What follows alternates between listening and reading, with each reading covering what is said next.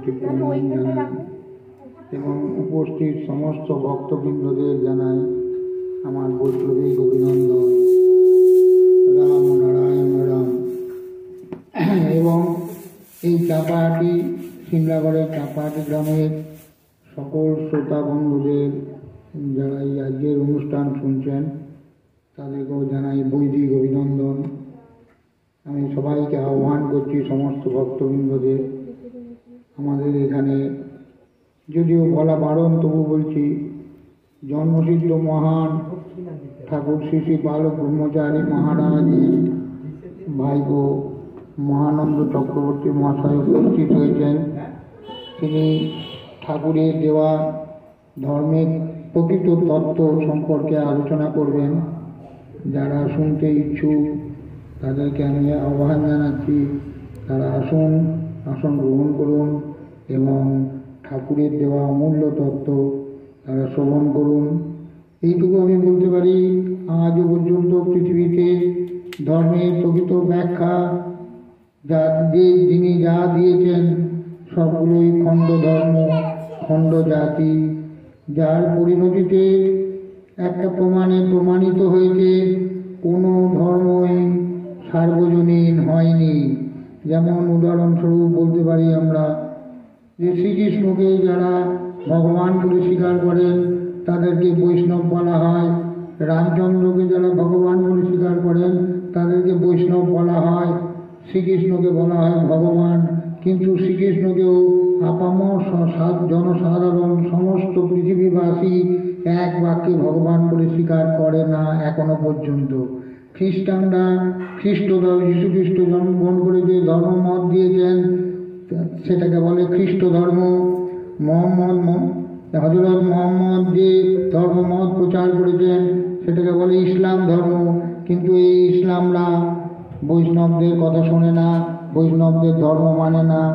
পরোক্ষে এই বৈষ্ণবদের কথাও ঈশ্বর ওই সমস্ত ইয়েরা মানে না, মুসলিম যারা বলা হয় তারা মানে না।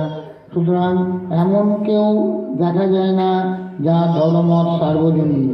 সেখানে ঠাকুর বলছেন যে আমাদের একই আকাশ, একই বাতাস। মহাকাশ থেকে আদিতে, সেই মহাকাশ থেকে সৃষ্টি হয়েছিল যখন কোনো কিছুই ছিল না, সেই মহাকাশ থেকে ওঙ্কার ধ্বনির মাধ্যমে সৃষ্টি হয়েছিল। এবং এই ওঙ্কার ধ্বনির থেকে যখন সব কিছু সৃষ্টি, তখন আমরা প্রত্যেকেই সেই ওঙ্কার ধ্বনির সাধনা করাটাই হচ্ছে একমাত্র ধর্মমত এবং ধর্মপথ, যেটা সবাই মেনে নিতে বাধ্য। এখানে একই সূর্য, একই বাতাস, একই পৃথিবীতে আমরা বাস করছি। এখানে হিন্দু, মুসলমান, খ্রিস্টান এগুলো সব খণ্ড ধর্ম, খণ্ড জাতি। প্রকৃত ধর্ম কিন্তু এক, জীব ধর্ম। আমরা জন্মগ্রহণ করার পরেও সেই ওঙ্কারের সাধনা করি, উমা উমা। আবার যাবার সময় মৃত্যুর পথযাত্রী যারা, তারাও সেই ওঙ্কার করে চলে যায়। সুতরাং আমরা প্রত্যেকেই সেই ওঙ্কারের সাধনা করার জন্যই ঠাকুর এই ওঙ্কার সাধনাটাকেই একটু সুগার কোটিং করে ঠাকুর দিয়েছেন রাম নারায়ণ রাম, যার মাধ্যমে ওঙ্কারের সাধনাই করা হচ্ছে। আমি আপনাদের সবাইকে আহ্বান করব, আপনারা আসুন, বসুন এবং ঠাকুরের প্রকৃত ধর্মতত্ত্ব সম্পর্কে অবগত হন, শুনুন। রাম নারায়ণ রাম। সবাই মিলে একবার প্রাণ খুলে বলুন রাম নারায়ণ রাম। রাম নারায়ণ রাম। রাম রাম। ব্যাস, ঠিক আছে। এই রাম নারায়ণ রামই আমরা কীর্তন করতে করতে এলাম। তো এই রাম নারায়ণ রাম নামটা কি সেটা আগে জানতে হবে। এই যে সব নানা ধর্মগোষ্ঠী নানান রকমের মন্ত্র নাম এইসব কীর্তন করে, হরিসভা হয়, এর সাথে বাকি নামের তফাৎ কি? প্রথম কথা হলো কি,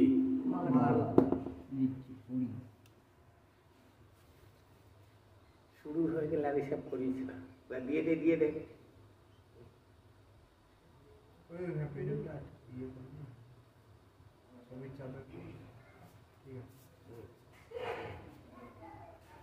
রাম কথার অর্থ হলো মহাকাশ। আর নারায়ণ হলো এই পরিদৃশ্যমান জগৎ। এই রাম সীতার স্বামী রাম নয়, এই নারায়ণ লক্ষ্মীর স্বামী নারায়ণ নয়। এই রাম এবং নারায়ণ এখানে যারা, তাদের জন্মের বহু আগের এই রাম নারায়ণ দুটো কথা। রাম যেহেতু বৃহৎ, এবার দশরথের পুত্রের মধ্যে সেই বৃহৎ মহাকাশের মহৎ গুণের কিছু প্রকাশ দেখে বশিষ্ঠ মুনি তার নাম রেখেছিল রাম।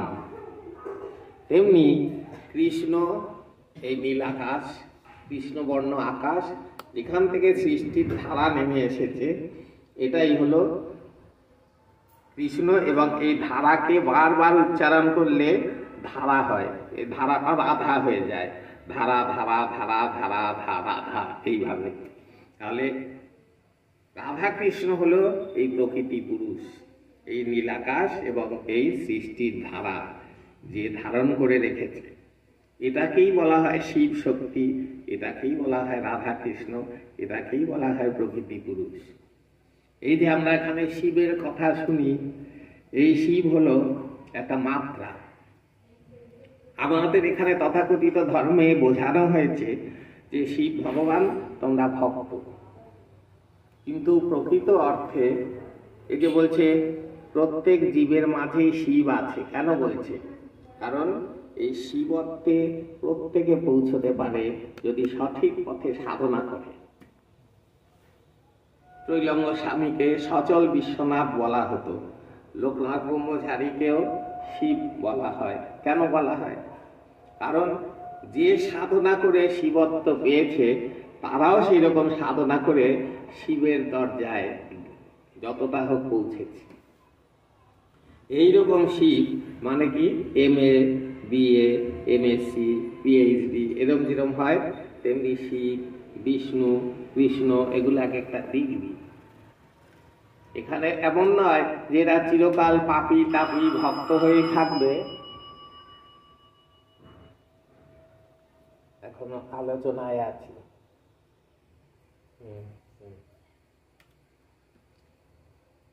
এরা চিরকাল ভক্ত হয়ে থাকবে এমন নয়।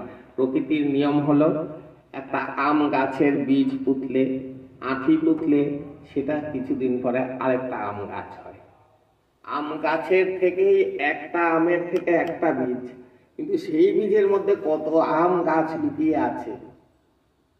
একটা গাছ থেকে গাছ বেরিয়ে গেলে আবার 150, 200, 300 আম, সেই এক একটা থেকে আবার এক একটা থেকে 150, 200, এরকম করে লক্ষ কোটি আম। তাহলে প্রকৃতির নিয়ম হলো, আজ যে পিতা একজন সন্তান, সেই সন্তান কাল পিতা হবে। তাহলে ভগবান যদি পিতা হয়, সেই ভগবানের যে সন্তান, সেও একদিন ভগবান হবে, তাই না? কিন্তু এখানে আমাদের বুঝিয়ে রাখা হয়েছে, তোমরা হলো পাপী তাপী, জন্ম জন্মান্তরে তোমাদের অপরাধের জন্য তোমরা শুধু ভগবানের দ্বারে নাক খত দাও, কান মোলো, নাক মোলো, পয়সা ছোড়ো, মানত করো, এই করো। কিন্তু করে করে আজ অব্দি কেউ কি কিছু সাড়া পেল? শুধু বলছে কি, উনি দেখেছিলেন, তিনি পেয়েছিলেন, শোনা যায় ওনার এই সিদ্ধি হয়েছিল, কিন্তু প্রত্যক্ষতায় নেই। সবটুকু দাঁড়িয়ে আছে বিশ্বাসের। কিন্তু সৃষ্টির নিয়ম এরকম নয়, কোটি লোকের মধ্যে 2 জন পাবে আর বাকিরা আঙুল চুষবে। তাহলে সূর্যের আলো 2 জন পেত, বাতাসে 2 জন শ্বাস নিত, জলের তৃষ্ণা 2 জনের মৃত্যু। তাহলে আলো, জল, বাতাস, মাটি, শাক সবজি, ফল মূল যদি সবার জন্য হয়, তাহলে ভগবানের ভগবত্তাও সবার জন্য। কিন্তু সেই ভগবানের পথে কি করে ফুটে ওঠা যায়, এই শিক্ষাই দিয়েছেন ঠাকুর বালক ব্রহ্মচারী, আর যেটা কেউ দেয়। তারা শিখিয়েছে তোমরা ভক্ত হয়ে থাকো, ভগবানের আরাধনা করো। আর বালক ব্রহ্মচারী শিখিয়েছে তোমরা ভগবান হয়ে ওঠো। এবার তার পথ কি? ভগবান কোথায়? বলছে ভগবান তো তোমাদের নিত্য সাড়া দিয়ে যাচ্ছে, কিন্তু তোমরা তাকে লাথি মেরে ফেলে দিচ্ছ। বলে কিরকম? বলে তোমার ভেতরে দেখো বিবেক, এই বিবেককে ভগবানের সত্তাই তোমার মাঝে সাড়া দিচ্ছে বিবেক হয়ে। তুমি যখন কোনো অপরাধমূলক কাজ করতে যাও তখন দেখো ভেতরে তো একটা দূর দূর খচখচ এরকম করে। নিশ্চিন্তে কি তুমি কারোর ক্ষতি করতে পারো? তোমার মনে একটু সংশয়, একটু দ্বিধা, একটু দ্বন্দ্ব কি আসে না? আসে।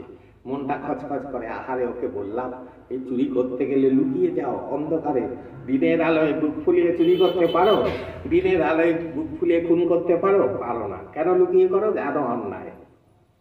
তাহলে এই বিবেক তোমাদের প্রতিনিয়ত সাড়া দিয়ে যাচ্ছে কোনটা ঠিক কোনটা ভুল। তোমরা একটা বছর যদি বিবেকের সাড়ায় প্রত্যেকে চলো তাহলেই তোমাদের মধ্যে ফুটে উঠবে সেই সুর। কিন্তু সেই এই যে আজকাল দেখা যায় গুরু যেরকম যেখানে সেখানে গায়ক বাজাচ্ছে, যেখানে সেখানে অভিনেতা বাজাচ্ছে মুড়িমূর্তির মতো, যেখানে সেখানে গুরুও বাজাচ্ছে। শ্রীরামকৃষ্ণের ছিল 12-14টা শিষ্য, বুদ্ধের ছিল এরকম হাতে গোনা, লোকনাথ ব্রহ্মচারীর শিষ্য যে কে ছিল বলতে পারবে না লোকে, ঐলঙ্গ স্বামী, বামা খেপা সব ওই রকম হাতে গোনা, নিগমানন্দ সরস্বতী এরকম কয়েকটা। কিন্তু এখনকার গুরুদের 1200, 1400, 10,000, 20,000 শিষ্য। তার মানে এরা তাদের থেকেও শক্তিমান। তারা 10টা লোকের দায়িত্ব নিয়ে থেমে গেছিল, আর এরা নিশ্চিন্তে হাজার হাজার লোকের দায়িত্ব নিচ্ছে। গুরু যদি মন্ত্রে নিজে সিদ্ধ না হয় তাহলে শিষ্যকে পার করতে না পারলে আবার তাকে জন্ম নিতে হয়। শিষ্যের বীজ যদি না ফোটে গুরুকে আবার জন্ম নিতে হয়। শ্রীরামকৃষ্ণ নিজে বলেছে আমি 100 বছর পর আবার জন্ম হব। তাহলে সে বলছে, আর এরা এত বড় গুরু, এত এত শিষ্য, এই যে সাধারণ লোকের বিশ্বাসকে, তাদের ভয় ভীতিকে কাজে লাগিয়ে ধর্ম ব্যবসা চলছে। কোনো মা, কোনো বাবা তারা কি চাইবে আমার সন্তান উপোস করে থাক, আমাকে তুষ্ট করে তবে ওরা খাবে? কোনো মা পারে? তাহলে দেবী দেবদেবীরা কি করে পারে? কারণ এটা তাদের শিক্ষা নয়। শিবরাত্রি যেদিন হয় সেই দিন যে উপোস করে থাকে সারাদিন, কেন? শিব কেন বললো উপোস কর? শিবের তুষ্টির জন্য না। শিব বললেন দেখো এই যে এত লোক না খেতে পেয়ে থাকে তাদের যন্ত্রণাটা তোমরা বোঝো? ওইটা কিরকম একদিন না খেয়ে দেখো। এই শিক্ষা শিব দিল। তারপরে শিব কি বলল? শিব হলো আয়ুর্বেদের জনক। শিব হিমালয়ের পাথুরে জমিতে সেইখানে কর্তন করে, কর্ষণ করে, সেখানে সবুজ শস্য শ্যামলা করে গাছপালা ফলিয়ে তার ভক্তদের বলল তোমরা পাথুরে জমিকেও সজীব করে তোলো জল সিঞ্চন করে। সেটা হয়ে গেল তারকনাথের চরণে সেবা লাগে মহাদেব। পাথরে জল ঢালছে, মানে জানে না এই জল ঢেলে কিচ্ছু হবে না। মদ খেতে খেতে যায়, বলে যে হে প্রভু এসএসসিটা যেন হয়ে যায়, শ্যামলীকে যেন পাই, এই তো সব চাইতে চাইতে যায়। হে প্রভু তোমার মতো তৈরি করে বলতে যায়, কেউ যায় না। এখানে যারা বসে আছে তারা যারা মন্দির পুজো করে তারা কেউ বলে হে দেবী, হে মা কালী, আমি তোমার মতো হতে চাই না। তুমি আমার স্বামী সন্তানকে সুখে রেখে চুলো দুয়ারে যাও, সারা বছর আর তোমার খোঁজের দরকার নেই আমার। কালী পুজোর দিন তোমার একটু নম করে ব্যাস দায়িত্ব শেষ। শিবরাত্রির দিন একটু করে, জন্মাষ্টমীর দিন কৃষ্ণ করে, আর 364 দিন আর তোমার কথা মনে থাকে না। তাহলে এ হলো ধান্দার ধর্ম। আত্মরক্ষার জন্য, নিজের আত্মস্বার্থ চরিতার্থ করার জন্য দেব দেবীকে তুষ্ট করা। উপঢৌ কনঘুষ, তুমি ওকে যদি পরীক্ষায় পাস করাও তোমার পুজো দেবো, নইলে তোমার চিনি না। এই কেমন ধর্ম? শর্তের উপর দাঁড়িয়ে আছে তোমার আমার সম্পর্ক। এই ধর্মের দেব দেবী সাড়া দেবে না কোনোদিন, কারণ জানে এরা স্বার্থে থাকে। তাহলে কি কালী কৃষ্ণ শিব এরা নেই? অবশ্যই আছে, কিন্তু তারা যেভাবে তাদের সমাজে প্রতিষ্ঠিত করা হয় সেইভাবে তারা নয়। শিব বিষ্ণু এরা সবই সাধারণ ঘরের এইরকমই লোক ছিল। শিব শ্মশানে গেছে, শ্মশান কি স্বর্গে? শ্মশান পেল থেকে? সমাজ আছে বলেই শ্মশান আছে, লোক পড়ে সেখানে, সেইখানে গিয়ে শিব বসেছে, তার মানে কি স্বর্গ থেকে নেমে এসে শ্মশানে বসে সাধনা করে উঠছে? স্বর্গে তো মরে না কেউ, ওখানে শ্মশান কোথায়? শিব দেখলো কি, যে মানুষের হাহুতাস এটা কুড়াতে নেই। সব থেকে খারাপ জিনিস এটা, যে আমায় দেখে যদি কারোর হাহুতাস হয় তার সেইটা এসে লাগে। যেমন আশীর্বাদে কল্যাণ হয়, হাহুতাসে অকল্যাণ হয়। তখন শিব দেখলো যে আমি এমন কোনো জিনিস নিয়ে থাকবো না যেটা দেখে লোকের মনে হয় আমার নেই, শিবের আছে। তাই কানে দিল কি ধুতুরা, বিষ, কোনো কমে লাগে না। গেল কোথায়? শ্মশানে। মরলে লোকে যায়, গায়ে মাখলো ছাই, গলায় জড়ালো সাপ, লোকে পেটায়। কোনোটা কি লোকের প্রিয় জিনিস? গিয়ে শ্মশানে গিয়ে বসে নিশ্চিন্তে, কেউ জ্বালাবে না। শিব যখন মানে যেত সমাজ দিয়ে, লোকে থুতু দিত, গোবর জল ছেটাত চলে গেলে। এটা লোকে চিন্তা করতে পারে? শিব কারণ কি? শ্মশানবাসী, আর এইসব নিয়ে থাকে। এই যে বলা হয় শিবের চেলা কেমন দ্বারা ভূত, ভূত না, সমাজে দ্বারা দলিত, অবহেলিত, নিচু কাস্টের লোক যাদের বলা হয়, তারা ছিল তার সাঙ্গপাঙ্গ। যেমন শ্রীলঙ্কার লোকেদের অসুর বলে, সত্যি অসুর, চেহারা কালো, ওই জন্য ওদের অসুর বলে। তেমনি শিবের ভক্তরা ছিল দলিত, সেই জন্য, কারণ সে তাদের স্থান দিয়েছিল। সে ওই কৃষ্ণ, তারপরে কি বলে ইন্দ্র, এদের মতো সোনার মুকুট, কানে দুল, এই জরির পোশাক পরে সিংহাসনে বসা ভগবান নয়। সে হলো গরিব দুঃখী সাধারণের ভগবান, যাদের হয়ে বিপ্লব করে কাশিতে গিয়ে ত্রিশূল পুঁতে শিব বিপ্লব শেষ করেছিল। ওই জন্যে কাশী বিশ্বনাথ। শিবের স্থান স্বর্গে না, তিব্বতে। এখান থেকে বোঝাচ্ছে যে সে মানব শরীরেই ছিল, কিন্তু মানব হয়ে সে ভগবান হয়েছে সাধনার বলে। আজকে তো এই লোকটা ব্রহ্মচারীকে ভগবান বলছে, বুদ্ধকে ভগবান বলছে, রামকৃষ্ণকে ভগবান বলছে, আজ থেকে পড়েছিল? এরাও তেমনি। তবে শিব যেহেতু 1010 বছর আগেকার, সেই জন্য যত পুরনো হবে তত ভগবাত্মা বাড়বে। এটাই এখানে নিয়ম হলো, যত বেশি বয়স তত বড় ভগবান। এখন যদি ওই রকম কেউ আসে, মানবে না, বয়স হোক তবে মানবে। একটা 5 বছরের ছেলে যদি ভগবত কথা বলে, তোর বয়স হয়নি, বস 80 বছর, মূর্খ যদি বলবে এটাই ঠিক। বালক ব্রহ্মচারী 5 বছর 3 মাস বয়স থেকে দীক্ষা দিতে, যে সময় লোকে পড়াশোনা শুরু করে সেই সময় উনি শিষ্য তৈরি করছে। 5 বছর 3 মাস, এবং 2-2.5 বছর বয়স থেকে আদি পালিতে প্রকৃতির তত্ত্ব বলতেন। তার বাংলাদেশের এই দীক্ষার প্রথম শিষ্য ছিল 178 বছরের মনাই ফকির, যে নিজেই একজন বিরাট সাধক ছিল, নাম করা। সেই 178 বছরের ফকির এসে 5 বছরের ছেলের কাছে দীক্ষা নিচ্ছে, বুঝে দেখে। এবার তো বিভূতি দিয়ে তো আর তাকে বোঝানো যাবে না, তো লোকে বলবে প্রমাণ কি তিনি এগুলো করেছিলেন। সবাই নিজের গুরুকে বড় করে, তো বিভূতি অনেকেরই শোনা যায়, ওই দিয়ে হয় না, সত্যি ওই দিয়ে হয় না। হয় কি, কে যে বিরাট, কে যে সাচ্চা, সেটা বোঝা যায় একমাত্র তত্ত্ব দিয়ে।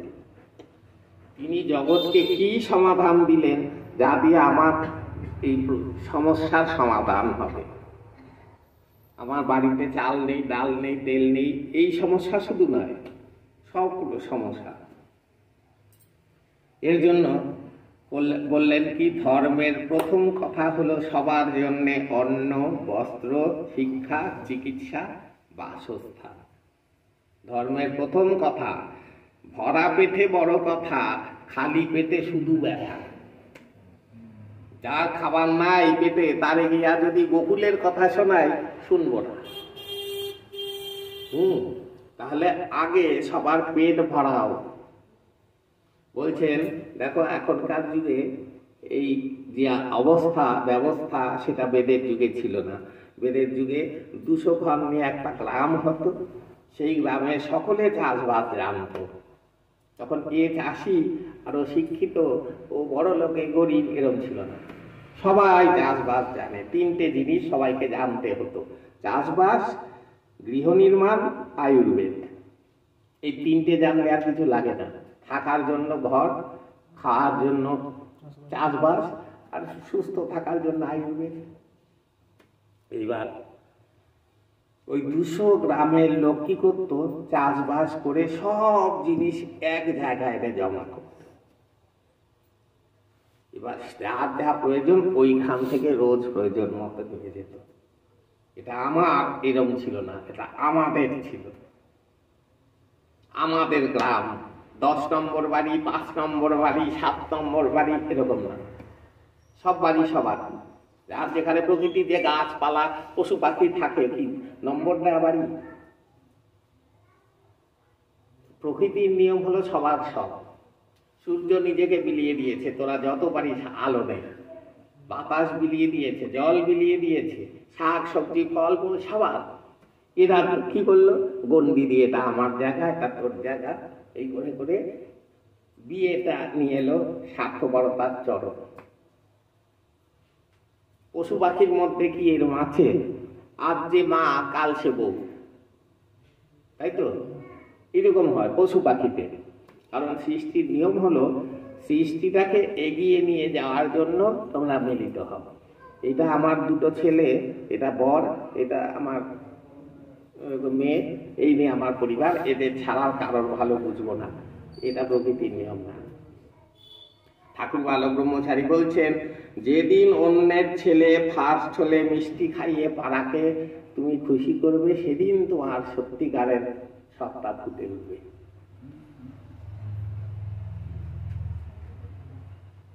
পাশের বাড়ির ছেলে ফার্স্ট হয়েছে, মিষ্টি খাওয়াও। আমেরিকায় গাছ পুঁতে ফসল হয়েছে, বাহ কি খুশি আমার বাগানে। আমার আমেরিকার তোদের বাগান না। দেশ একটা, জাতি একটা, ধর্ম একটা, এটাই হলো নিয়ম।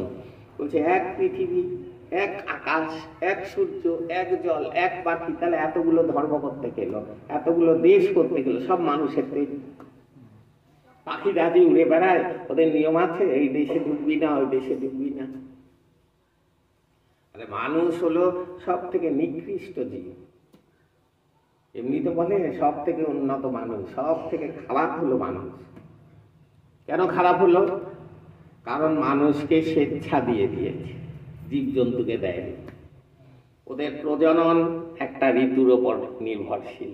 ওদের খাওয়া দাওয়া সবকিছু সূর্যের সাথে শুরু, জীবন শুরু, সূর্য ডুবলো জীবন শেষ, মানে দৈনন্দিন সব প্রকৃতির সুরে চলে। একমাত্র মানুষ, কাক কি কাক খায়? মানুষ মানুষও খায়। সব থেকে বর্বর জাতি হলো মানুষ। কেন? কারণ মানুষকে যেরকম ওঠার রাস্তা খুলে রেখেছে, ডোবার রাস্তাও খোলা। যেহেতু তাকে স্বেচ্ছা দিয়ে দিয়েছে, তুমি দেখো চোখ আছে, কান আছে, নাক আছে, হাঁটা চলা সব করতে পারো, কিন্তু সেটা যতক্ষণ না বিবেকের সুরে হচ্ছে ততক্ষণ তুমি উঠবে না। আর যখন তুমি বিবেকের সুরেই তোমার দেখা শোনা বলা কথা কাজ কর্ম সব করবে, তুমি ভগবান প্রতিষ্ঠিত হবে। এবার বহু জন্মের অপরাধের বোঝা, মিথ্যা সংস্কার, কুকর্মের আমাদের প্রত্যেকে নিয়ে ঘুরছে। এইটাকে আগে কাটাতে হবে। গুবরে পোকাকে মৌমাছি বলছে মধু খেয়ে দেখ, বলছে দে তোর মধু দেখি। দিয়েছে জিভে, বলে কোনো স্বাদই নেই। কি দিলি? বলে আমারই ভুল হয়েছে, তোর জিভে তো গোবরের চড়া পড়ে আছে, ওইটাকে আগে তোল, তবে তো স্বাদ পাবি। এবার গুবরে পোকার জীবের গোবরের লেয়ারটা তুলে মধু দিয়েছে। বলে আহা অপূর্ব। তাহলে এইখানে এই সমাজে এই সংস্কারের অন্ধকার চাদরে সব ঢেকে আছে মন, তাদের বাড়তে দেওয়া হয় না। মনের যে স্বচ্ছ একটা সরল সহজ প্রকৃত একটা যে সত্তা সহজাত, সেটাকে চেপে দিয়েছে ভয় ভীতির ধর্ম দিয়ে।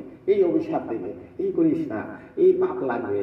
কেউ পাপ দেওয়ার জন্য বসে নেই, কেউ অভিশাপ দেওয়ার জন্য বসে নেই। যদি কেউ বসে থাকে তারা দেব দেবতাই না, তারা ভগবান হওয়ার যোগ্যই না, যাদের পান থেকে চুন খসলে অভিশাপ দেয়। বাবা মা সন্তান যদি দোষ করে তাকে শাসন করতে পারে, তাহলে অভিশাপ দেবে, তাকে মারবে, তা তো করবে না। কিন্তু এখানে ভয় দেখানো হয়, তাই তুই নির্বংশ হবি। এই ছবি এক্ষুনি যদি 500 না ছড়িয়ে দিস, তুই নির্বংশ হবি। অপূর্ব তোমার ভগবান, তুমি থাকো তাকে। এমন ভগবানের আমাদের প্রয়োজন নেই। আমরা সেই ভগবানকে চাই যে আমাদের সব কুকর্ম টুকর্ম নিয়েও গ্রহণ করবে, মেরে পিঠে তৈরি করবে, তাই তো?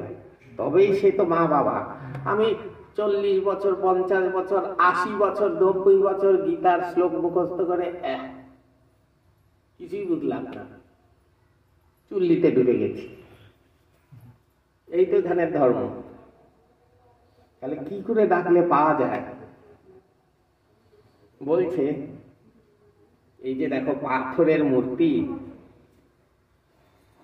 এই যে জ্যোতিষের পাথর কেন দেওয়া হয়?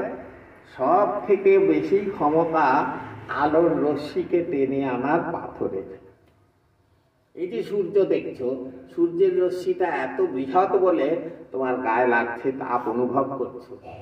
এই ঋতু পরিবর্তন হচ্ছে, ঝড় জল হচ্ছে, বাতাস বইছে, শাক সবজি ফলমূল হচ্ছে সূর্যের রশ্মিতে। কিন্তু বৃহস্পতি শনি রশ্মিটা বুঝতে পারছো না, এত দূরে বলে আর এত ক্ষুদ্র বলে। তাহলে সেটা কি করে হবে? ওইটাকে টেনে আনার জন্যই পাথর। সেই রশ্মিটাকে সে কনসেন্ট্রেটেড করে তোমার দেহে ঢোকাচ্ছে। তখন কি হচ্ছে? তোমার রক্তের মধ্যে তার যে শুভেচ্ছা ওটা বইছে। তখন তুমি দেখলে এই পাথর ধারণ করে আমার ভালো হলো। কেন হলো? কারণ তোমার তখন বুদ্ধিমত্তা সজাগ হয়ে সে ঠিক ঠিক তখন তুমি ডিসিশন নিতে পারছো। তখন তুমি উজ্জীবিত হয়েছ, তোমার বুদ্ধি ক্ষমতা বেড়েছে, মনের ডিসিশন নেওয়ার ক্ষমতা, বিচার বুদ্ধি জ্ঞান এগুলোকে উজ্জীবিত করে দিয়েছে ব্যাটারি চার্জের মতো। তখন ঠিকঠাক পথে তুমি চলছ।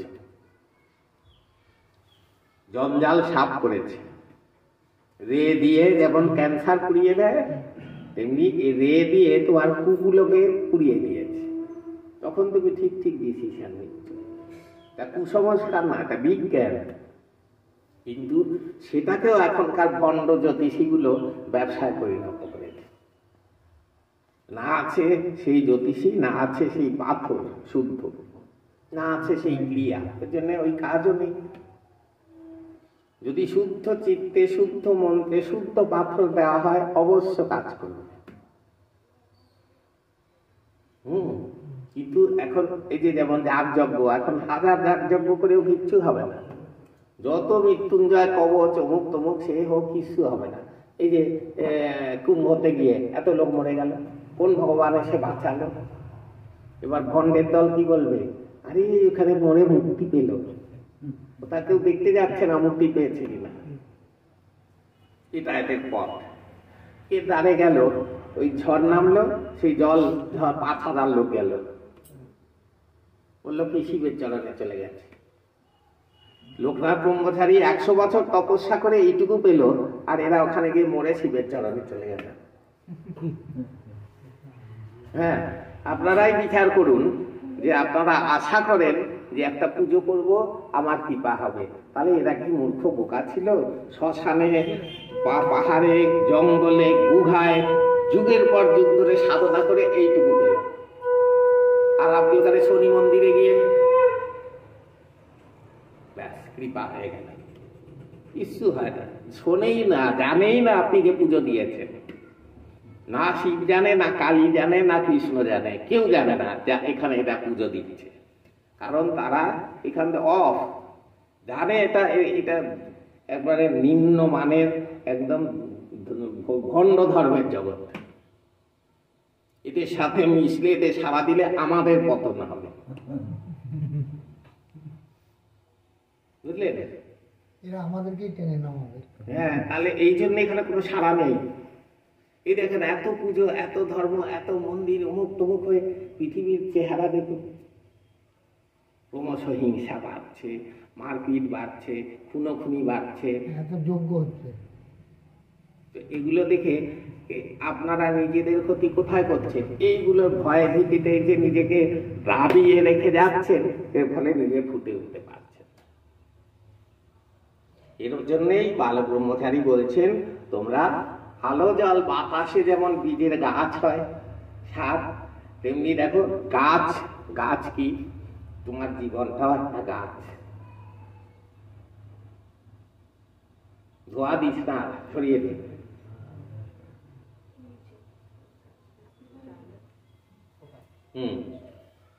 গাছ কি হয়?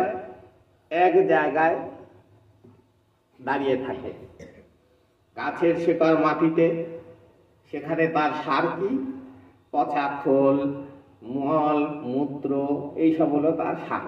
নর্দমার জল, ঘি, দুধ, মধু দিলে গাছ শেষ। এই পচা খোল পোল এইসব দিলে সে এখন পান করবে ঠক ঠক করে। নিল কি? নোংরা। দিল কি?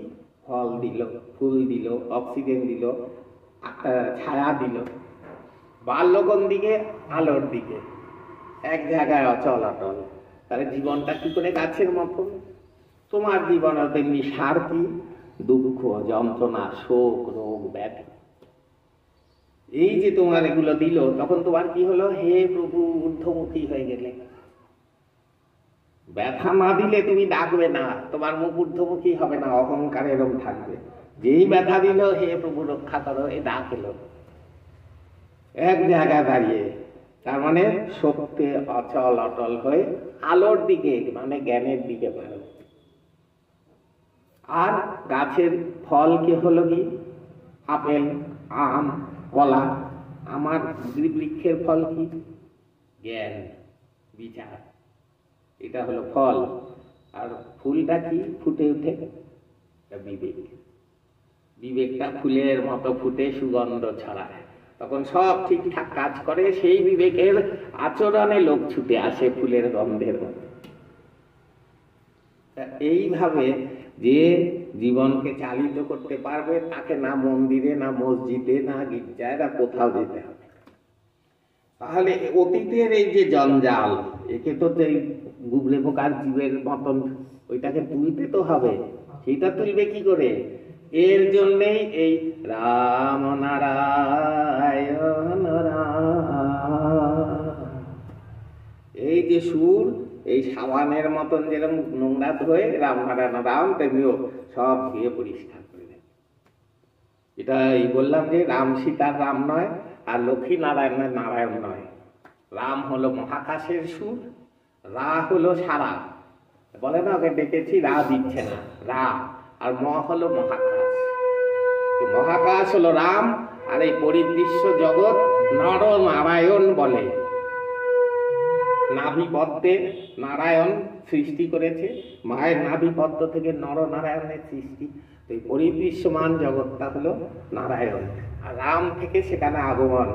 রাম নারায়ণ রাম, আবার চলে যাবে। যেখান থেকে আসা সেখানেই আবার চলে যাওয়া। এই ধ্বনি, এই ধ্বনি। এখানে কেউ সন্তান দলে এসে বলবে না, আমাদের এই বিল বই মাসের চাঁদাটা দাও, আমাদের আশ্রম হবে, এই হবে, কোনোদিন বলবে না। কারণ সন্তান দলে কোনো আশ্রম কোথাও কোনোদিন হয়নি।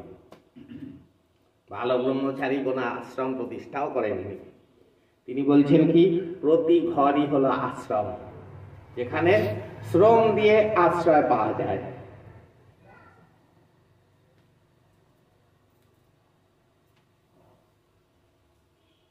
যেখানে শ্রম দিয়ে আশ্রয় পাওয়া যায় সেটাই হলো আশ্রম। আর প্রতিমা পুজো কি? প্রতিমা পুজো কি? প্রতি ঘরে যে মা, সেই মাকে পুজো করো, সেই মাই হলো প্রতিমা। তাকে অবহেলা করো না। সে 10 হাতে তোমার সব দিক রক্ষা করছে। সে স্বামীকে দেখছে, সন্তানকে দেখছে, সে ঘর গুছাচ্ছে, সে রান্না করছে, সে সংসারের সব খরচ এদিক ওদিক চালাচ্ছে, কাজের লোককে সামলাচ্ছে। তাহলে সে 10 দিক দিয়ে দশভুজা হয়ে সেই প্রতিমা, সেই মাকে পুজো করো। নেড়াবন্দি হয়ে মাকে কষ্ট দিয়ে কি বলে আশ্রমে গিয়ে সন্ন্যাসী হয়ে কোনো সফল হবে না। এখানে যে সাধক, যে যারা আশ্রমে গেছে, তারা আমাদের থেকেও বেশি সংসারী। আমি বাড়িতে 4 জনের হিসাব, 500 চিনি, 1 কেজি চাল, 200 আলু, 4 টুকরো মাছ গেছে ওই আশ্রমে। 100 কেজি চাল, 10 কেজি চিনি, হ্যাঁ 50 কেজি মাছ। এখানে 4টে লোকের হিসাব, ওখানে 400 লোকের হিসাব, আরো বেশি সংখ্যা, আরো বড় বাড়ি। তাহলে কোন দিক দিয়ে হলো? লোকনাথ ব্রহ্মচারী কোন আশ্রমটা করেছিল? বামা খেপা কোন আশ্রম করেছিল? মহাপ্রভু কোন আশ্রম করেছিল? চৈলঙ্গ কেউ করেনি। কাজে আশ্রম হলো নিজের ঘর, সন্ন্যাসী হলো আমরা। কেন সন্ন্যাসী? সন্ন্যাসী ত্যাগ করে। আমরা তো জন্মের আগে থেকে ত্যাগ করতে করতে যাচ্ছি। মায়ের পেট ত্যাগ, জন্ম হলো, বাল্য ত্যাগ, কৈশোর ত্যাগ, যৌবন ত্যাগ, প্রৌঢ়ত্ব ত্যাগ, তারপর বৃদ্ধকালে এসে শরীর ত্যাগ, দাঁত ত্যাগ, চোখের দৃষ্টি ত্যাগ, চুলের রং ত্যাগ, চামড়া ঝুলে গেল, সব ত্যাগ করে করে দেহটাও ত্যাগ করে শ্মশানে ছাই। আমরা তো এমনি সন্ন্যাসী। আর তো লোক দেখিয়ে ন্যাড়া হয়ে দরকার নেই। বলছে তুমি একটা বেনারসি শাড়ি পরলে, সারা গায়ে 7 নদীর হাত পার করে সীতাহার, দুল টুল টিকলি করে বিয়ে বাড়ি গেলে, কি করতে? দেখাচ্ছে আমার কত আছে। আর ও গেরুয়া পরেছে, তিলক কেটেছে, রুদ্রাক্ষ পরেছে, এখানে ওখানে দাগ দিয়ে দেখাচ্ছে, দেখ আমি ছেড়েছি। দুজনেই দেখাচ্ছ একই জায়গায়, দুজনেই প্রদর্শন করছো। তুমি সাধু, ওই লোককে দেখাতে হবে কেন? কিন্তু কি করব, এই যে সংসার, এই জন্য এটাও গলায় দিয়েছি, এই জন্য দাঁড়িয়ে রেখেছি, নিলে শুনবে না। আমি যদি জিন্স আর টি শার্ট পরে সেই সব বলি চ্যাংড়া ছোকরা। হ্যাঁ, তাই আগে ওই এদের মতন করে বসে, যার জন্য ঠাকুর বলছে আমি এই সংস্কার দিয়াই সংস্কারের কাটা তুলি। গুরুর আসনে বসেই গুরুগিরি উচ্ছেদ করবো। ওরা গন্ধ বেরোচ্ছে কিসে? তাহলে সহজ সরল স্বচ্ছ মনে আমার সর্বত্র অধিকার। এই সূর্য, আকাশ, বাতাস, জল, মাটির মতো ভগবানেও আমার অধিকার। সেখানে কাউকে আমার জ্ঞানের প্রয়োজন নেই, তোমাকে ধরে আমায় পেতে হবে। এই সৃষ্টিটা তার ইচ্ছাতে হয়েছে, তার ইচ্ছাতে আমি এসেছি, তার ইচ্ছাতে তাকে পাবো। শুধু আমার কি করতে হবে? সহজ সরল স্বচ্ছ সততা নিয়ে চলতে হবে বিবেকের সুরে, তবেই তিনি সাড়া দেবেন, নইলে নয়। এই যে সকালবেলা হসপিটালের মালিক, নার্সিংহোমের মালিক গণেশের মূর্তিতে ধূপ ধুনো দিচ্ছে, দিয়ে কি বলছে? প্রভু আমার যেন পেশেন্ট হয়। মানে কি? লোকে অসুস্থ হোক। আবার সেই পেশেন্টের বাড়ির লোক বলছে প্রভু এই যেন সেরে যায়, হসপিটালে যেন ভর্তি করতে না হয়। কার কথা শুনবে? শেয়ার মার্কেটে যে শেয়ার কিনেছে সে বলছে প্রভু বাড়ুক, আর যে বেচে দিয়েছে সে বলছে হায় হায় রে বেড়ে গেল, কম কম কম। তো প্রভুর হয়েছে মুশকিল, এও টানে ও টানে। তখন প্রভু বলেছে চোখে ঠুলি দিয়ে বসে থাকি, কারোরটাই শুনবো।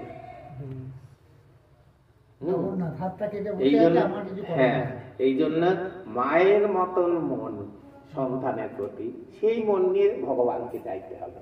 স্বার্থ নেই, শুধু মঙ্গল চিন্তা, শুধু ভালোবাসা। সেখানে ধূপ, দীপ, প্রদীপ, নৈবেদ্য, নকুল দানা কিচ্ছুর প্রয়োজন নেই, প্রয়োজন অন্তরে। মানে শোনা যাচ্ছে না?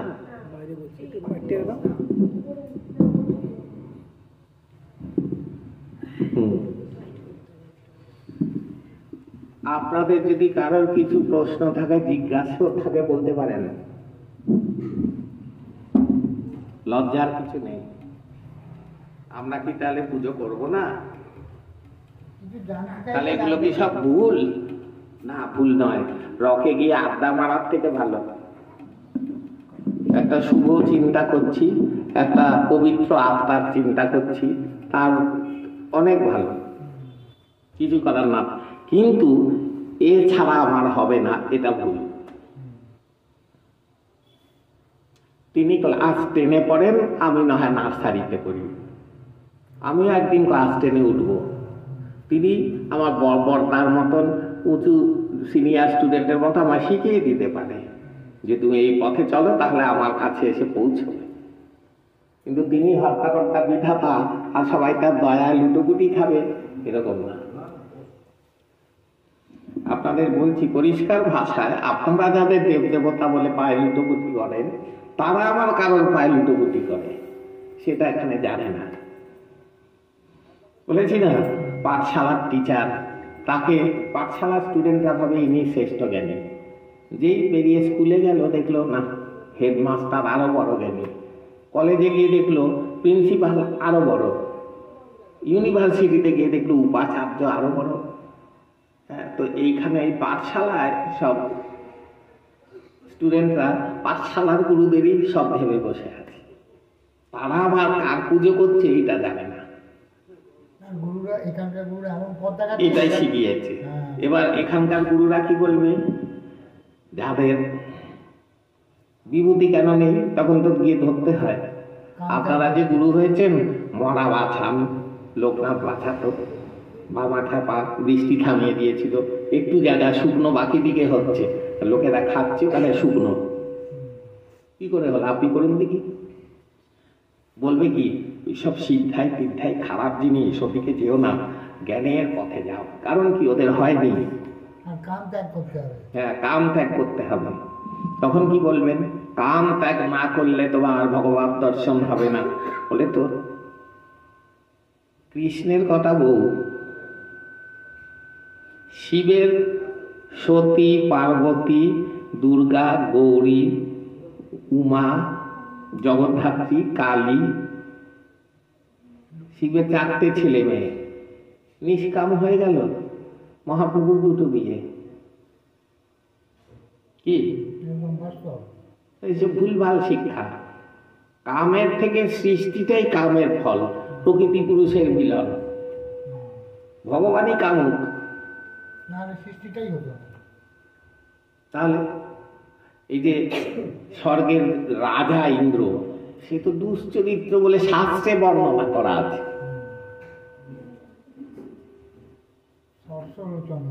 কারণ লোকে জানে এগুলি শয়তানি বুদ্ধি, কি কাম তো কারোর কোনোদিন যাবে না, ওইটাই বলে দেয় তোর কাম আছে, তাই তুই ভগবান পাস না। যে বলছে তারও দেয়নি। রামকৃষ্ণ নিজে স্বীকার করেছে, মা আমাকে রক্ষা কর। কাম জেগে উঠছে, শীত কাম উত্তেজনায় মদনকে ভস্ম করে দিল, ক্রোধ ত্যাগ করতে হয়, শিবই তো ক্রোধান্বিত হল। কি কৃষ্ণ ক্রোধে সুদর্শন চক্র, তারও তো ক্রোধ আছে। কাম ক্রোধ সব থাকে, উৎকট কাম থাকবে না। এই যে সূর্য জ্বলছে, পৃথিবী তাকে ঘিরে চলছে, সৃষ্টিটা রক্ষা পাচ্ছে, গাছপালা, পাহাড় পর্বত, বরফ, জল সব আছে। কিন্তু মঙ্গলে কিন্তু এগুলো নেই, বা বুধে কিন্তু নেই, শুক্রয়ে নেই, ওদিকে আবার শনি, নেপচুন, ইউরেনাসেও নেই। তাহলে পৃথিবীটা এমন একটা দূরত্বে সূর্যের থেকে আছে যেখানে সৃষ্টিটা রক্ষা পাচ্ছে। সূর্য যদি হঠাৎ বলে, পৃথিবী তোকে ভীষণ ভালোবাসি, আমার বুকে আয়, তাহলে কি হবে? পুড়ে ছাই হয়ে যাবে। আর দূরে ঠেলে দেয়। আর দূরে যদি ঠেলে দেয় বরফ হয়ে জমে যাবে। তাহলে মায়ার বাঁধন থাকবে। এ কি হচ্ছে তা? কমিয়ে দে। মায়ার বাঁধন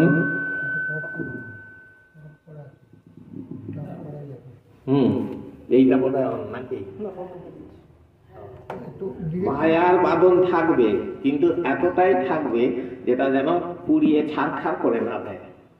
এই যে সিনেমা হয়েছিল 7 পাকে বাঁধা, শাশুড়ি সে মেয়ের সংসারে, মানে বরের শাশুড়ি মেয়ের মা বরের সংসারে ঢুকে এমন মঙ্গল করতে গেছে বিয়েই ভেঙে গেল। তাহলে মায়া মমতা থাক, সেটা যেন লিমিট না ছাড়ায়, কাম থাক। নইলে সন্তান সব আজকে ব্রহ্মচারী হয়ে গেল, পৃথিবী ফাঁকা। এই বুড়োগুলো মরে গেল, বুড়ি বুড়ো আর নেই, সব ব্রহ্মচারী। তাহলে কাম যদি না থাকে সৃষ্টিও থাকবে না। তাহলে এগুলো ভুল ব্যাখ্যা। কিন্তু উৎকট কাম থাকবে না, উৎকট ভালোবাসা থাকবে না। 80 বছরের মা তার 60 বছরের ছেলেকে খোকা তুই বুকে আয় করবে না। বেড়ালের বাচ্চা যখন দুধ খাচ্ছে যতদিন বেড়াল কিছু বলে না, যেই স্বাবলম্বী হয়ে যায় কাছে এলে থাপ্পড় মারে। কিন্তু এখানকার মারা তা করে না।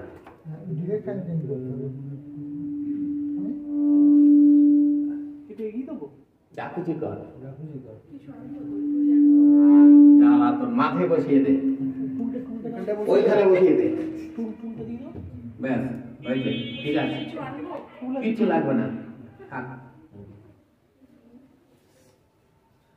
হ্যাঁ, তাহলে কাম ক্রোধ লোভ মোহ সব নিয়েই আমরা চলবো, কিন্তু সেগুলোকে ব্যালেন্স মতো ব্যবহার করব, তাহলেই সৃষ্টি রক্ষা পাবে। আর এই ব্যালেন্সটাকে মেনটেন করার জন্য যে এখানে যেমন রোগ হলে ওষুধ দেয়,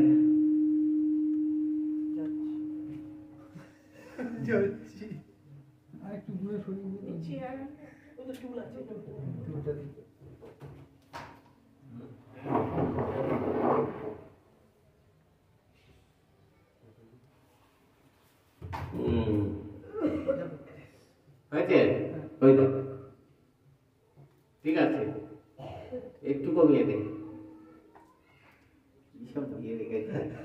ওই যে আঘাতে ওটা ওগুলো আচ্ছা, হ্যাঁ ছেড়ে দে, থাক। এখানে যেমন আমাদের রোগ হলে আমরা ডাক্তারের কাছে যাই, এবার কবিরাজ আছে, হাতুড়ে আছে, চাঁদছি খাতুন আছে, হ্যাঁ, সে নানান রকম, আবার বড় এমএস, এই এমআরসিপি, এফআরসিএস এসব আছে। তাহলে এখানেও আমাদের মন বিকারগ্রস্ত, সব রোগী, এই পৃথিবীর সব মানুষ মনোরোগী, কেউ সুস্থ না। এই রোগীদের ঠিক করার জন্য কি এলো? নারায়ণ এলো, রাম এলো, কৃষ্ণ এলো, মহাপ্রভু এলো, শিব বিষ্ণু এরাও চেষ্টা করলো, কিন্তু কিছু হলো না। কৃষ্ণ, যাকে বলা হয় পরমাত্মা, তার প্রতিষ্ঠিত ধর্মরাজ্য 36 বছর টিকেছে। তাহলে দেখা গেল এর কেউ হাতুড়ে, কেউ কবিরাজ, কেউ লোকাল এমবিবিএস, এই এবার প্রকৃতি থেকে বলল কি, সবাই এলো। এবার সাধু সন্তের মহাসঙ্গমে নামে শঙ্করনাথ রায়ের লেখা একটা বই আছে। সেই বইতে আদিত্যনাথ বাবাকে প্রশ্ন করা হয়েছে যে কলিযুগে এতগুলো অবতার কেন? প্রতি যুগে তো একটাই অবতার হয়, কলিতে এত অবতার কেন? তখন বললে এটা মূর্খের কথা। প্রতি যুগে একজনই, যেমন সত্যে নারায়ণ, ত্রেতায় রাম, দাপরে কৃষ্ণ, কলিতে আসবেন পূর্ণ। নারায়ণ 4 কলা, কৃষ্ণ রাম 8 কলা, কৃষ্ণ 12 কলা, এইবার আসবে 16 কলা। কোথায় আসবে? বলে তিনি আসবেন তোমাদের বাংলায়। তিনি প্রচ্ছন্ন হয়ে থাকবেন, তার পোশাক হবে সাদা, তাকে চিনবে গুটি কয়েক ঋষি কল্প পুরুষ এবং তার সাঙ্গপাঙ্গরা। তিনি অকল্পনীয় ধ্বংসের বীজ বপন করে যাবেন। পরিশেষে মানে মাঝখানে একটা শূন্যতা, পরিশেষে সারা পৃথিবীতে এক ধ্বংসাত্মক সর্বপরিপ্লাবী ধ্বংসাত্মক বিপ্লবের মাধ্যমে শান্তি স্থাপন করে সচ্চিদানন্দ ভগবান রূপে প্রকট হবেন। তিনি বাংলায় আসবেন? বলে হ্যাঁ। কেন? বলে হিমালয় থেকে উৎপত্তি হয়ে পবিত্র গঙ্গা কোন জমির ওপর দিয়ে গিয়ে সাগরে পড়েছে? বাংলার ভূমি, পূর্ণভূমি। এবং সেই ক্ষেত্রটা প্রস্তুত করতে এসেছিল এই বামাখ্যাপা রামকৃষ্ণ মহাপ্রভু এরা। অর্থাৎ তারা সেই অবতার নয়, তারা এসেছিল প্রতিষ্ঠা করতে। এবার তিনি আসছেন, ক্ষেত্র প্রস্তুত করতে তারা এসেছিল, এবার তিনি আসছেন সেই ধ্বংসাত্মক বিপ্লবের মাধ্যমে শান্তি প্রতিষ্ঠা করতে। তার কলিতে সাধুগুরুদের মধ্যে পাপচক্র দানা বেঁধেছে। ভগবানের আসন তখনই টলে যখন সাধুগুরুদের মধ্যে পাপ ঢোকে। এই কলিতে পাপ হয়েছে 4 পোয়া, মানে 16 আনা পূর্ণ। এইবার ভূভার হরণকারী সেই মহা পরম শক্তি নেমে আসবে। এবার গুরুদের পিটাই হবে, সাধুগুরুর উচ্ছেদ হবে। ঠাকুর বালক ব্রহ্মচারী 5 বছর বয়সে তার পাঠশালার আনন্দ মাস্টারকে বলেছেন, মাস্টার মশাই, এই সাধুগুরুগুলোকে আমি পিটাইয়া শিক্ষা করে দিব, মন্দিরগুলিকে হসপিটাল, আর এই একটা ধর্ম হবে পৃথিবীতে। ওই বাচ্চা বলেছে, তার পোশাকও কিন্তু সাদা। আর তিনি এই বৈদিক দীক্ষা এ করে পৌরাণিক দীক্ষা দেবেন নিজে ডিরেক্ট। শিষ্য করে এর মাঝে কি বলে ওটাকে ঋত্বিক করে ওইসব গুরুগিরির প্রতিষ্ঠান। যাদের দীক্ষা দেবেন তিনি ডিরেক্ট দেবেন, শিষ্যের মাধ্যমে নয়। না। হ্যাঁ, এবং জেনে রাখুন, যদি প্রমাণ চান পরে দেখবেন, কাশিরাম দাস, তাই তো? ওর মহাভারত, হ্যাঁ, কাশিরাম দাস, হ্যাঁ, কীর্তিবাদ বলে হচ্ছে রামায়ণ। হ্যাঁ, কাশিরাম দাসের বাংলা যে সংস্কৃত থেকে মূল রামায়ণ এই মহাভারত থেকে যে করেছিল, তাতে 200 বছর আগে লেখা, কলিতে আসবে বালক নারায়ণ, প্রলয় পয়োধি জলে বালক নারায়ণ। তিনি মেদিনী মণ্ডলের ব্রাহ্মণদের দ্বারা পূজিত হবেন এবং ওই বৈদিক দীক্ষায় করে পৌরাণিক দীক্ষা নিজে ডিরেক্ট দেবেন, আর এই জলে প্লাবন হবে তিনি। এবার ঠাকুর যে গ্রামে এসছেন সেই গ্রামের নাম মেদিনী মণ্ডল, এবং বলছেন মেদিনী মণ্ডলের ব্রাহ্মণদের দ্বারা পূজিত হবেন। ঠাকুর যে বাড়িতে এসছেন সেটা বৈদিক ব্রাহ্মণ বাড়ি, আর তাকে বলা হয় কি? বালক ব্রহ্মচারী। তিনটেই মিলে গেছে। হ্যাঁ, এটা কিন্তু লেখা আছে মহাভারতে। তাহলে মেদিনী মণ্ডলের ব্রাহ্মণদের দ্বারা পূজিত হবেন বালক নারায়ণ। তাই এবং মহাপ্রভু বিষ্ণুদাস ঠাকুর মানে তার মামাকে যখন সন্ন্যাস নিয়ে চলে যাচ্ছেন, বিষ্ণুদাস ঠাকুরও তার সঙ্গ নিয়েছিল। এবার দুপুরে খাওয়ার পরে মহাপ্রভু হরিতকি খেতে ভালোবাসত চিবতে। হঠাৎ বিষ্ণুদাস ঠাকুর তার প্যাকেট থেকে একটা হরিতকি বার করে বলছে, ভাগনা এই নাও তোমার জন্য রাখছি। এই চুপার, তোমার জন্য রাখছি। বলে তুমি কোত্থেকে হরিতকি পেলে? বলে আমি আগে থেকেই দেখে দিয়েছিলাম, তুমি তো ভালোবাসো। বলে তোমার সঞ্চয় বুদ্ধি এখনো যায়নি, যাও সংসারে ফিরে যাও। এবার বিষ্ণুদাস ঠাকুর তো কাঁদতে লেগেছে, তোকে ছাড়া আমি কি করে থাকবো ভাগ্নে? বলে তুমি দুঃখ করো না, আজ থেকে এখন থেকে ত্রয়োদশ উত্তর পুরুষে তোমারই বংশে আবার ভাগ্নে রূপে আমি আসবো।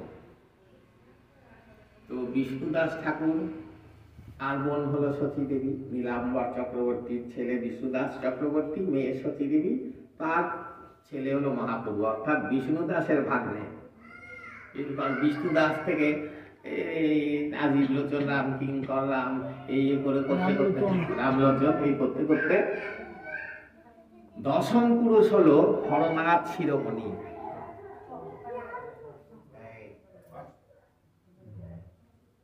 দশম পুরুষ হরনাথ শিরোমণি। একাদশ পুরুষ হলো অম্বিকানাথ বিদ্যাভূষণ। এই অম্বিকানাথ বিদ্যাভূষণের বিয়ের আসরে হরনাথ শিরোমণি বললেন, এই বিবাহজাত এক কন্যার ঘরে মহাপ্রভু আসবে। যেহেতু একাদশ পুরুষ, তার কন্যা হলো দ্বাদশ, সেই কন্যার পেটে মানে দ্বাদশের থেকে ত্রয়োদশ। এবার সেই অম্বিকানাথ বিদ্যাভূষণের মেয়ে হলো আমার ঠাকুমা চারুশীলা দেবী। দ্বাদশ পুরুষে চারুশীলা দেবীর গর্ভে এলো ঠাকুর বালক ব্রহ্মচারী। কোনো বইতে লেখা আছে? পরম বিস্ময় বালক ঠাকুর একদম ফ্যামিলি ট্রি দিয়ে লেখা আছে, নাম দিয়ে। আর মহাপ্রভুর ভবিষ্যৎবাণী বইতে সেটা লেখা আছে নাগার্জুন গ্রন্থে, ওই কি বলে ন্যাশনাল লাইব্রেরি, চিড়িয়াখানার পাশে যে ন্যাশনাল লাইব্রেরি, ওইখানে বইটা এখনো আছে। গোপীনাথ কণ্ঠাভরণ বিষ্ণুদাস ঠাকুরের জামাই, তার লেখা নাগার্জুন গ্রন্থে এই কথা লেখা আছে যে মহাপ্রভু ত্রয়োদশ উত্তর পুরুষে আসবে। বইটা এখনো আছে, 500 বছর আগে লেখা। তো এই হলো ঘটনা। এই যে হরে কৃষ্ণ নাম, এই হরে কৃষ্ণ নামের সার নামই হলো রাম নারায়ণ রাম। যত উন্নত হয় জিনিস তত ছোট হয়। বললাম না, আগে ছিল রেকর্ড প্লেয়ার, তারপরে ক্যাসেট, সিডি হয়ে এখন এইটুকু চিপের মধ্যে 500,000 গান। এত বড় রেকর্ডে 2টো গান ছিল, আর একটা চিপের মধ্যে 500 গান, 1000 গান। ছোট হচ্ছে, অ্যাক্টিভ বেশি। হ্যাঁ, তেমনি হরে কৃষ্ণ কৃষ্ণ কৃষ্ণ হরে হরে, হরে রাম রাম রাম হরে হরে। এত বলার সময় কলিযুগের লোকের নেই। তখন কি করলেন? ছোট করে দাও, রাম নারায়ণ রাম।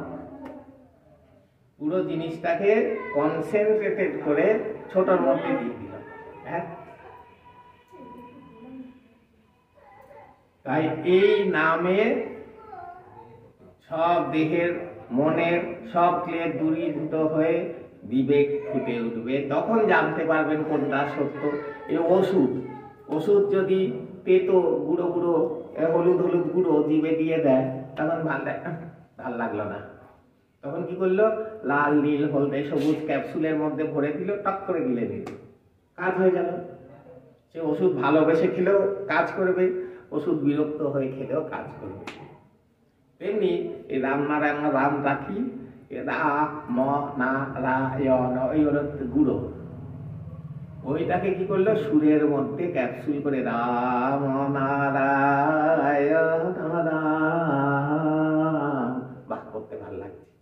এমনি যদি বলে ওং ওং কর, ওং ওং ওং, ভাল লাগবে না। এর মধ্যে যেমন মহাপ্রভু ভরে দিয়েছিল হরে কৃষ্ণ কৃষ্ণ কৃষ্ণ হরে হরে, হরে রাম নয়, হরে রাম রাম রাম হরে হরে, ওঙ্কার লাগিয়ে দিয়েছে। তেমনি এটাও রাম নারায়ণ রাম নয়, রাম নারায়ণ রাম, ওঙ্কার দেওয়া। তাই এই সুরের সাথে একটা ভালো লাগবে, কাজও হয়ে যাবে, ওষুধের মতো কাজ করবে। বুঝুন না বুঝুন, ডাক্তারের সাথে তর্ক করলে রোগ সারবে না। কেন খাবো আপনার ওষুধ? খাবো কেন? কোন কোম্পানিতে তৈরি, কে তৈরি করেছে, কি মেশিন, ওষুধটা তেতো, কি তার কম্পোজিশন, সব বলুন তবে খাবো। হবে ডাক্তার বলেছে খেয়ে না, এবার খেলে তো বোঝা যাবে। এখন যদি কেউ বলে না না ফালতু কথা, তাহলে সে বোকা। বুদ্ধিমান লোক করবে কি, এটা 2-3 মাস করে বলবে কি হলো আপনার বাজে কথা, কিচ্ছু ফল বুঝিনি, তখন এসে গালে একটা চল মারতে পারে। না করে করলে বোকা। ওই জন্য এটা করতে হবে, করলে যে কেউ ফল পাবে। আমার সাথে জীবনেও আর দেখা করতে হবে না, বালক ব্রহ্মচারীর ছবি নিয়ে সিংহাসনে বসাতেও হবে না, কোনো ফুলমালাও দিতে হবে না, চাঁদাও কাটতে হবে না। ঘরে বসে নিজের মনে রাম নারায়ণ রাম রাম নারায়ণ রাম রাম নারায়ণ রাম রাম, ব্যাস ঠিক কাজ হয়ে যাবে। যে যার যেখানে পারুক করুক, কোনো নিয়ম কানুন নেই, কমনে বসেও করতে পারে। মহাপ্রভু একবার বড় বাথরুম করতে গিয়ে ওর নাম করেনি, এসে গেছে, জিভ কেটে ফেলেছে। তখন মহাপ্রভুর শিষ্য তাকে ভক্ত বলল, প্রভু এ নাম তো সর্বত্র, তিনি তো সর্বত্র, তুমি ওখানে গিয়ে বলে তুই আজ থেকে আমার গুরু, আমায় শিক্ষা দিবি। পায়খানায় বসেও নাম করা যায়। কি বলছিলি বল? না না, বলছি যে ধরো ঠাকুর তো দীক্ষা দিয়ে গেছেন, উনি তো এখন নেই, কাউকে দেওয়ার অনুরোধ মানে ইয়ে দিয়ে যাননি। যদি কেউ নাম মানে দীক্ষা হিসাবে নিতে চায়, সে কি নিতে পারবে বা কিভাবে নেবে? ঠাকুর বলছেন এই রাম নারায়ণ রাম নামকে আমি দীক্ষার মাত্রায় বেঁধে দিলাম, যারা আমায় পায়নি তাদের জন্যই নামই রইল। এবার লোকের কি হয় যে তারা তো একটা আচার অনুষ্ঠানে বিশ্বাসী, একটা কিছু এমনি বলে দিল যে আপনার এটা নাম, ওটা মনের মধ্যে গেঁথে যায় না। তখন কি করতে পারে, ঠাকুরের সাথে বসলো, যেমন কালী পুজো হয়, পুরোহিত থাকে, যজমান পুরোহিত বাড়িতে এসে পুজো করে দিল তাকে। এরকম যারা নিতে চায় তারা এলো, তাদের একটা নামের এরকম লেখা দেওয়া হবে, একটা লকেট দেওয়া হবে, একটা ঠাকুরের বই দেওয়া হবে, নেবে, ঠাকুরকে বলবে আজ হতে তোমাকে গুরু বলে আমি বরণ করে দিলাম, তুমি আমার শিষ্য হিসাবে গ্রহণ করো। না, কেউ যদি বলে আমার দীক্ষা অন্য ঠাকুরের তাতে কিছু হয় না। পাঠশালায় পড়লে কি স্কুলে ভর্তি হয় না? স্কুলে পড়লে কলেজে যায় না? হ্যাঁ, তাতেও কি পাঠশালার গুরুকে ত্যাগ হয়? হয় না। বলেছিলাম না মণিভূমি মেদিনীপুরে যে আজ বিশ্বের সব থেকে বড় লেজার সাইন্টিস্ট, 19টা পেটেন্ট তার। আমেরিকার প্রেসিডেন্ট মাইকেল জ্যাকসন, আর্নল্ড সোয়ার্জনেগার, এরা হলো তার বন্ধু। কোটিপতিদের এরকম বগলের তলায় নিয়ে ঘোরে, মণিভূমি প্রাসাদে থাকে। মেদিনীপুরের গ্রামে খালি পায়ে 16 বছর অবধি চলেছে, পয়সা ছিল না। তাহলে সে আজকে গেছে, তাহলে কি সে তার গ্রামের গুরুকে অস্বীকার করবে? কি হলো? না না, আমি বলছি কারোর যদি মনে হয় ওই তো বলছি, করবো, অবশ্যই করতে পারে। সেই গুরু না, ঠাকুর বলেছে আগের গুরুর মন্ত্র 18 বার করবে, হ্যাঁ, আর এটা করবে। কারোর যদি ইচ্ছা থাকে, আর সে তাও যদি না চায় নিজে নিজেও করতে পারে, নিজে বাড়িতে। হয়তো বললাম, আমি লোককে বলবো না এই গুরু হয়েছে, লুকিয়ে লুকিয়ে করো, দেবে, ও দিয়ে দেবে। কি দেবা আর কি, বই আর কি?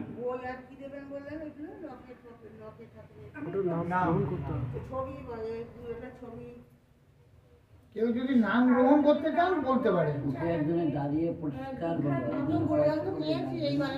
যদি আজকে কি দীক্ষা? ও তো হয়ে গেছে, তো দীক্ষা নিয়েছে। আচ্ছা ঠিক আছে, দিয়ে দে। রাম রাম রাম। আমি একটা কথা বলছি, আপনাদের মধ্যে কারোর যদি মনে মনে ইচ্ছা থাকে জন্মসিদ্ধ ঠাকুর শ্রী শ্রী বালক ব্রহ্মচারী মহারাজের কাছ থেকে দীক্ষা গ্রহণ করবেন, তো বর্তমানে যে একটাই মাত্র উপায় আছে, তার ভাইপো এসেছেন, ওনার কাছে আপনার মনের কথাটা খুলে বলতে পারেন, যা ব্যবস্থা নেওয়ার উনিই নেবেন। এবং যারা এই নাম গ্রহণ করবেন তারা ঠাকুরের লকেট উনিই দেবেন, ঠাকুরের বই উনিই দেবেন, এবং যদি কিছু আপনাদের প্রশ্ন থাকে তারও উত্তর দেবেন।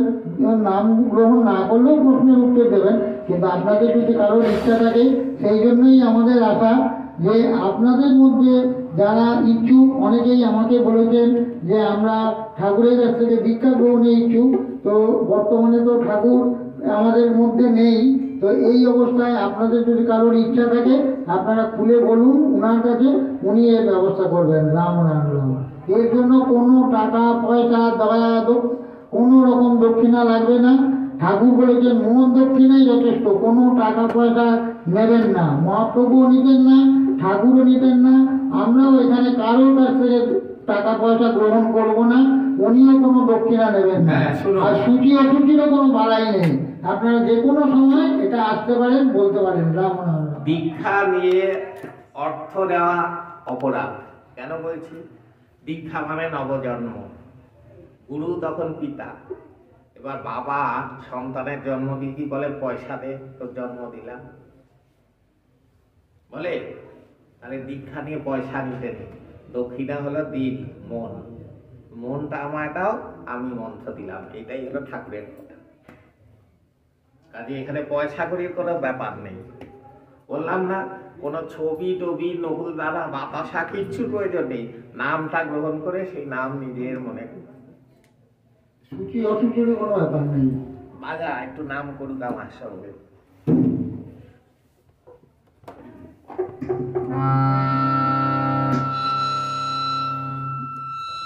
শুনিয়ে দে। রাম নারায়ণ নারায়ণ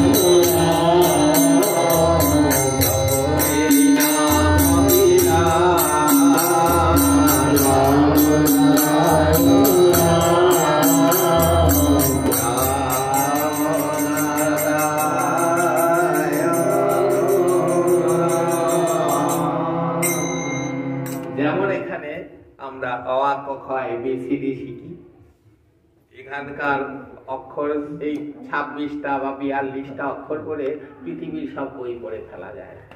তেমনি এই রা ম না রা য় ন রা ম এই 8টা অক্ষর দিয়ে প্রকৃতির সকল গ্রন্থ পাঠ করা যায়। এটা হলো মহাকাশের বর্ণ পরিচয়। এখানে যেমন অ ক খ এখানকার পড়াশোনার বর্ণ পরিচয়, তেমনি প্রকৃতির গ্রন্থ পাঠ করার জন্য যে বর্ণমালা, তাই হলো রামনারায়ণ রাম। এই বর্ণের মাধ্যমে এতে না বুঝে ABCD অ আ ক খ মুখস্থ করে লোকে বই ফেলে। ABCDর মানে নেই, অ আ ক খর মানে নেই, কিন্তু ওগুলো দিয়েই মানে তৈরি হয়। তেমনি রা এমনি মানে বোঝা যাবে না, ম মানে নেই, কিন্তু রাম ও নারায়ণ রাম এই মুখস্থ করে করে ব্যাস একদিন দেখবে সব প্রকৃতির ভাষা শিখে গেছি, সব বুঝতে পারছি, সব জানতে পারছি।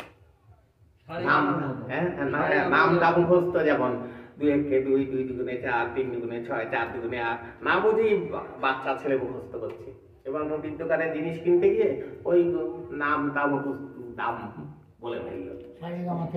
হ্যাঁ, এই যে সা রে গা মা পা ধা নি ধা রাম নারায়ণ রাম, মহাকাশে শারদ রাম।